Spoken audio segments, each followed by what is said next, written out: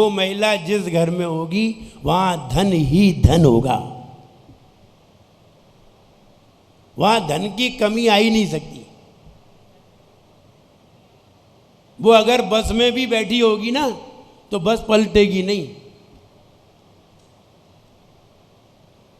बस का एक्सीडेंट नहीं होगा, कुछ नहीं होगा। अगर वो बस में भी बैठी हो, ट्रेन में भी बैठी हो तो ट्रेन का एक्सीडेंट नहीं होगा। वो महिला बहुत भाग्यशाली होती है, उसकी अकाल मृत्यु भी नहीं होती, उस महिला की भी अकाल मृत्यु नहीं होती। अगर कहीं जा रहे हो और ऐसी महिला हो तो अपनी गाड़ी में बिठा लेना, चलो तुम हमारे साथ चलो, सारी दुर्घटनाओं से बच जाओगी। लेकिन अगर वो तैयार नहीं हो तो क्या कर सकते हैं, ये अलग बात है। लेकिन 3 गले में धारी हो वो व्यक्ति, पुरुष के में हो वो व्यक्ति ज्ञानवान होता है, बहुत होशियार होता है, माइंडेड होता है। जिसके गले में पूरी रेखा बन जाए, पूरी गोलाई की रेखा बन जाए, 3 नहीं हो 1 भी हो तो भी ज्ञानवान होता है, 2 भी हो और ज़्यादा ज्ञानवान होता है, 3 हो तो तीर्थंकर होता है। तीर्थंकर के कितनी रेखाएं होती हैं गले में? 3। आप जब भी मूर्ति देखें तो मूर्ति में देखने पर पता चलेगा 3 रेखाएं होती हैं। इसलिए ये रेखाएं हैं। और तिल की बात है तो वक्ष स्थल पे हो वो व्यक्ति, उसके लड़कियां ज़्यादा होती हैं। और अगर कहीं गले में तिल हो, यहाँ कंठ पे तिल आ जाए, ये कंठ की बात बता रहे हैं, इस कंठ पे तिल हो तो वो व्यक्ति, उस व्यक्ति का जैसे भी हो विवाह कराना चाहिए, क्योंकि विवाह से ही, विवाह के द्वारा ही उसके भाग्य का उदय होता है। ऐसे व्यक्ति को विवाह से ही उन्नति प्राप्त होती है। और भी बातें हैं कि कोई जरूरी नहीं है तिल से ही हो, अन्य किसी से भी विवाह के द्वारा उसे उन्नति प्राप्त होती है। जो व्यक्ति हंसता हो, कोई व्यक्ति अथवा महिला हंसे और हंसने पर ऊपर के दांत के ऊपर का मसूड़े दिखाई दें, अगर वो हंसे खिलखिला के जब हंसे वो और उसके दांत के ऊपर के मसूड़े दिखाई दें, समझना चाहिए वो महिला जिस घर में आएगी वहां ससुराल से धन जरूर आएगा। वो जब भी ससुराल से आएगी धन लेकर के आएगी। उसे ऐसे व्यक्ति को, जिस ऐसी महिला से जिसकी शादी हुई है, उसे ससुराल का धन मिलेगा, गोपनीय धन ससुराल का उसे प्राप्त होगा। ये पहचान है। अगर ऐसी लड़की हो जो हंसती हो और उसके ऊपर के मसूड़े दिखाई दें, कभी कभी सबके दिखाई नहीं देते हैं, किसी के तो दांत भी दिखाई नहीं देते और किसी किसी के दांत दिखाई देते हैं, मसूड़े दिखाई नहीं देते, लेकिन कोई कोई होता है जिसके मसूड़े भी दिखाई दें। और अगर मसूड़े दिखाई देते हैं और दांतों में सांसें हों, दांत बिखरे बिखरे हों, सांसें हों बीच में, तो वो उस महिला को कोई ना कोई पीड़ा बनी रहती है। दांतों में सांसें हों तो पीड़ा बनी रहती है। बहुत सारे लक्षण हैं। आइए तिल के और देखते हैं। अगर पसली में तिल हो, अभी वक्षस्थल पे बताया, अब पसली में तिल हो, पुरुष के दक्षिण भाग में तिल हो, वो व्यक्ति धोखेबाज होता है, कायर भी होता है, डरपोक भी होता है। पसली में तिल हो तो अब देखिए, तुम कहो कि इससे लाभ नहीं है, लाभ है। अगर ऐसा व्यक्ति तुम्हारा मित्र बन जाए तो समझ लेना चाहिए ये व्यक्ति, इससे बच के रहना है। तो ऐसा नहीं है इससे लाभ नहीं है, लाभ है। और अगर गले में तिल हो, ये गले का तिल जरा दुखदाई है, पुरुष के गले में तिल नहीं होना चाहिए। जिसके गले में तिल होता है वो व्यक्ति दुखी होता है। गला कहाँ माना जाता है? ये गले का स्थान है। ये स्थान गले का है, कंठ का अलग है। कंठ को छोड़ करके पूरा गला होता है। इसलिए गले के स्थान पर अगर तिल होता है तो वो व्यक्ति दुखी ज़्यादा रहता है, सुखी कम होता है। अगर बाएं गाल पर तिल हो तो उस व्यक्ति का दाम्पत्य जीवन बड़ा सुखी रहता है, आनंदित रहता है। पति पत्नी में आपस में खूब पड़ती है। अगर बाईं तरफ तिल हो और अगर नाक के बाईं तरफ तिल हो, अब देखिए अब आप कहो कि ये ठीक नहीं है। अरे बहुत अच्छी बातें हैं। नाक की बाईं तरफ अगर किसी पुरुष के तिल हो, इसका मतलब है ये व्यक्ति नशेलची है, शराब पीता है, स्मोकिंग करता है, ड्रिंकिंग करता है। चाहे वो कितना भी कहे नहीं हम कुछ नहीं पीते, नहीं पीता है। इसलिए ऐसा व्यक्ति नशा करने वाला होता है जिसकी नाक के बाईं तरफ तिल हो। तो ऐसे हमें मालूम भी होना चाहिए। और कान में तिल हो दाएं तरफ, इसका भाग्य भी अच्छा होता है और इससे यश भी प्राप्त होता है। सारे लोग इसकी प्रशंसा करते हैं। दाईं तरफ कान में तिल हो और दाएं पैर में तिल हो, दाएं पैर में नीचे तिल आ जाए, समझना चाहिए ये व्यक्ति साधु बनेगा, ये व्यक्ति सन्यासी बनेगा। घर का त्याग करके, मोह आदि त्याग करके ये नियम से सन्यासी बनेगा। तो कभी कभी लोग भैया वृत्ति करने आते हैं तो वो देखते हैं कि महाराज के पाँव में देखे तिल है कि नहीं है। तो कहने का मतलब पाँव में तिल हो तो वो व्यक्ति नियम से सन्यासी होता है। और हाथ के तो हमने बताया ही है। और जिसका अगर बाईं तरफ तिल होते हैं, महिलाओं की बाईं तरफ तिल होते हैं, तो ये भी सुखकर होते हैं। ऐसा नहीं है हमेशा ही दुखकर हो। कोई सुखकर होते हैं, कोई दुखकर होते हैं। बस अंतर इतना है, कपोल में यानी गाल पर, हाथ में अथवा माथे पर, आँख पर, इनके अगर बाईं तरफ तिल होते हैं, मसे होते हैं, तो ये सबसे पहले अगर जन्म देती हैं तो पुत्र को जन्म देती हैं। तो इनसे ये बात पता चलती है। किसी के दांत बाहर आ जाते हैं, कोई पुरुष होते हैं उनके वैसे भी नॉर्मल स्थिति में भी उनके दांत बाहर निकले होते हैं, ये व्यक्ति सुखी नहीं रहते। जिनके दांत बाहर होते हैं वे कभी भी सुखी नहीं रहते। और जिनके हाथ चिकने होते हैं वे व्यक्ति हमेशा सुखी रहते हैं। जिनके ये हाथ हैं चिकने हों, खुरदरे ना हो, ऐसे हाथ फेरो ऐसा लगे बिल्कुल चिकने हैं और भरे हुए हों और लालामी लिए हों, तो वे व्यक्ति हमेशा सुखी रहते हैं। और जिनके दांत बाहर आते हैं वे सुखी नहीं रहते। किसी के अलग अलग तरीके के बाल होते हैं। कोई के काले बाल होते हैं, कोई के सफ़ेद होते हैं, कोई के ताम्रवर्ण होते हैं। ताम्रवर्णी बाल अच्छे नहीं होते। इसलिए जिसके ताम्रवर्ण हैं वो व्यक्ति 25 साल की उम्र में उन्मत्त माने पागल हो जाता है।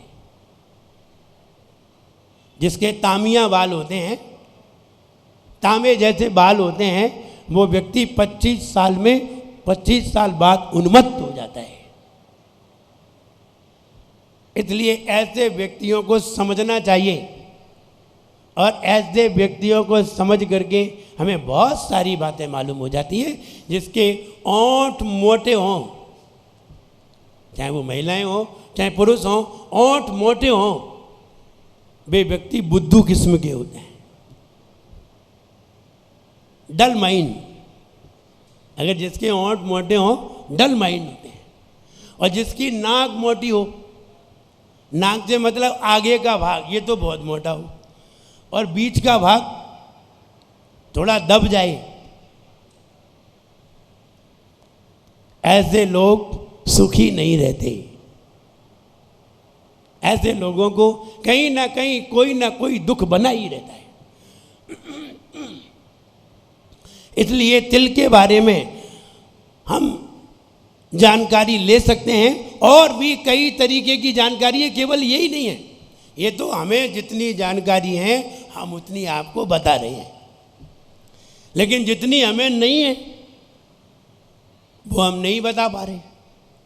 हाथ में भी तिल होते हैं, इनमें भी होते हैं, इनके तो हमने बता ही दिए थे। अब कभी लक्षण की विषय आएगा, लक्षण की बात आएगी, तब इन हाथ की रेखाओं की बात करेंगे, तब इन हाथ की बात करेंगे।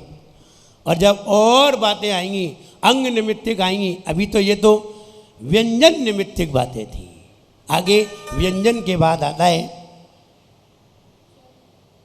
अंग निमित्त। अंग से मतलब हमारे शरीर के अंग कितने होते हैं? 8 अंग होते हैं। 8 अंग में 8 अंग होते हैं और 8 ही उपांग होते हैं। लेकिन उपांग में सिर्फ नाम 8 हैं, लेकिन अगर उपांग की गिनती करेंगे तो ज़्यादा होंगे। जैसे कि उंगलियां क्या है? अंग नहीं है, ये उंगलियां उपांग हैं। और हाथ अंग है। उंगलियां उपांग है, हाथ अंग है। किसी की नुकीली उंगली होती है, ये आगे का हिस्सा नुकीला होता है, किन्हीं का चौड़ा चपटा होता है, किन्हीं का गोल होता है, किन्हीं का चौकोर होता है। अब उंगली के बारे में पता चलेंगे, उंगलियों से पता चलेगा। अगर ये 2 उंगली क्या कहती हैं, ये 2 उंगली क्या कहती हैं, ये 2 उंगली क्या कहती हैं। अगर ये 2 उंगली अगर आपकी मिलाएं और ये मिल जाएं, और मिलने के बाद इसमें कोई सांस ना हो, वो व्यक्ति बचपन में सुखी होता है। और अगर सांस हो इन दोनों में, तो वो व्यक्ति बचपन में दुखी होगा। ये 2 उंगली और ये 2 उंगली मिल जाएं और इन दोनों के मिलाने पर बीच में कोई सांस ना हो, वो व्यक्ति जवानी में भी सुखी रहेगा, युवा अवस्था में भी सुखी रहेगा। और अगर इसमें सांस आ जाए तो समझना चाहिए कि दुख रहेगा। और अगर ये वाली 2 मिल जाएं तो बुढ़ापा भी आनंदित है। और अगर चारों मिलाओ और चारों में कहीं सांस दिखाई न दे, तो अब समझना चाहिए तुम सुखी ही रहोगे। हमें नहीं दिखाओ, तुम देखो, हम तो बता रहे हैं। 2 उंगली, ये 2 उंगली, ये 2 उंगली, दोनों तीनों अलग अलग संकेत करती हैं। इसलिए ये चारों मिलाइए और चारों मिलने पर कहीं भी सांस ना हो, समझना चाहिए तुम्हारा जीवन शुरू से लेकर अंत तक आनंदित रहेगा। पहचान ये अंग निमित्तिक है। अब अंग निमित्तिक आगे हम और बताएंगे। उंगलियों में पोर होते हैं, अब ये कल बताएंगे आपको, आज समय हो गया है। ये उंगलियों में अलग अलग जो लाइनें होती हैं, ये लाइनें क्या बताती हैं कल बताएंगे कि आगे क्या। और हमारे घर पे धन लक्ष्मी कैसे आए, 2 पॉइंट उसके भी सुन लीजिए। सिर्फ 2, ज़्यादा नहीं, सिर्फ 2। कल क्या बताया था? कल बताया था दरवाजे पर भगवान की चित्र होना चाहिए, जिससे हम जाएं तो सबसे पहले भगवान हमें स्मरण में आ जाएं। कोई भी आए वो भगवान को स्मरण कर ले। अगर कोई दुश्मन भी होगा और कोई व्यंतर भी होगा और सामने भगवान को देखेगा, तो उसके भी विचार बदल जाएंगे। और आप जब भी प्रवेश करेंगे, सामने भगवान दिखाई देंगे, गुरु महाराज दिखाई देंगे, तो आपके अंदर भी विचार बदल जाएंगे। इसलिए प्रवेश करते समय और झाड़ू रखते समय, तीसरा पॉइंट,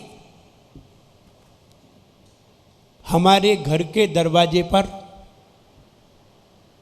हमारे घर के दरवाजे पर ना बाईं ओर ना दाईं ओर, दोनों ओर कचरा नहीं होना चाहिए।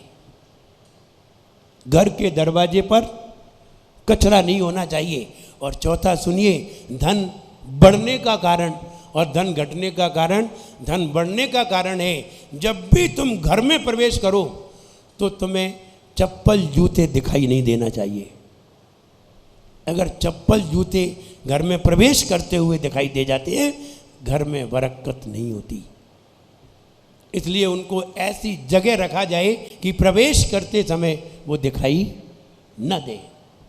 इसलिए इन बातों का हमें ध्यान रखना चाहिए। 2 पॉइंट आज बताए, 2 आपको फिर कल बताएंगे कि 2 और पॉइंट कौन से आते हैं जिससे हमारे घर में धन की बरकत होती है।